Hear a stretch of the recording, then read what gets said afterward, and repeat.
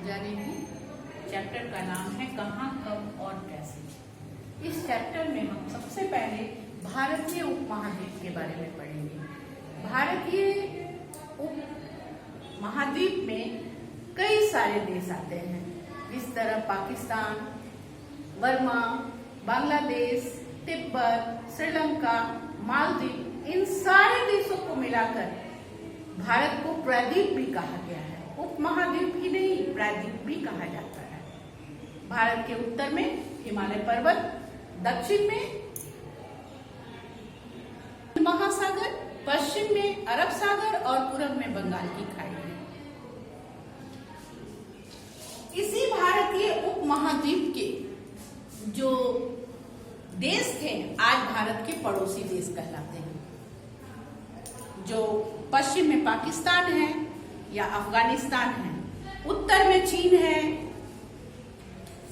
भूटान है और आपको नेपाल है, तो पूरब में म्यांमार है और दक्षिण में श्रीलंका है। अब हम लोग पढ़ेंगे कि भारत का नामकरण कैसे हुआ। तो सबसे पहले भारत में आर्यन, उन्होंने भारत का नाम सप्त सिंधु रखा, क्योंकि भारत में उस समय उन्हें 7 नदियां दिखी। उस 7 नदियों के आधार पर उन्होंने उसका नाम सप्त सिंधु रखा, लेकिन बाद में जाकर उसे आर्यावर्त भी कहा जाने लगा, क्योंकि आर्यों ने भारत को आर्यावर्त भी कहा।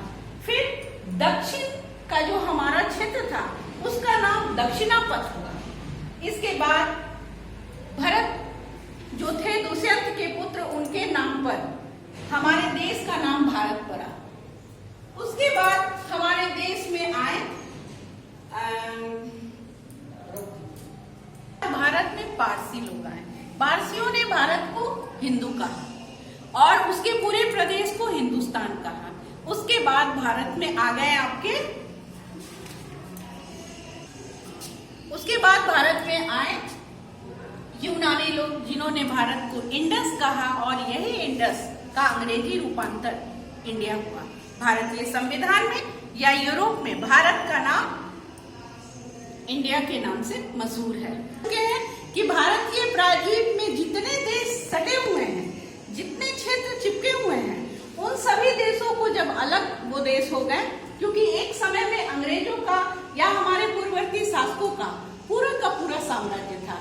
अंग्रेज भी पाकिस्तान पर, अफगानिस्तान पर, म्यांमार पर, इन सब देशों पर शासन किए थे, नेपाल पर। लेकिन बाद में ये देश जब स्वतंत्र हुए तो ये एक स्वतंत्र इकाई बने और ये भारत के पड़ोसी देश के रूप में कहलाए। चौथे पॉइंट पर हम लोग आएंगे कि भारतीय इतिहास में मध्य युग की कालावधि क्या है। तो मध्य युग की कालावधि प्रत्येक देशों में अलग अलग होता है, लेकिन भारत में मध्य युग की कालावधि को हम 8वीं शताब्दी से 18वीं शताब्दी तक मानते हैं। मुगल साम्राज्य के पतन के बाद मध्य युग की समाप्ति हो गई थी और आधुनिक युग का प्रारंभ हुआ था। 5वें पॉइंट पर आते हैं कि मध्य युग के दौरान हमारे यहाँ क्या क्या परिवर्तन हुआ था। तो सबसे पहले मध्य युग के दौरान जितने भी साक्ष्य हमें मिलते हैं, वो साक्ष्य चाहे वो लिखित हो, चाहे वो साहित्य के रूप में हो, चाहे वो स्मारक के रूप में हो, चाहे वो सिक्के के रूप में हो, हमें देखने को मिलते हैं। हम उससे सही से सही अनुमान कर सकते हैं, सही से सही जानकारी प्राप्त कर सकते हैं। दूसरा परिवर्तन हुआ था कि इसी युग में भारत में कई भाषा, कई साहित्य का, कई धर्मों का आरंभ हुआ था, जैसे सिख धर्म, सूफी संत, बहुत सारे साहित्य। उसके बाद मध्य युग में ही सिक्कों का प्रचलन हुआ। सिक्कों के प्रचलन के कारण हमारे देश में व्यापार की प्रगति हुई।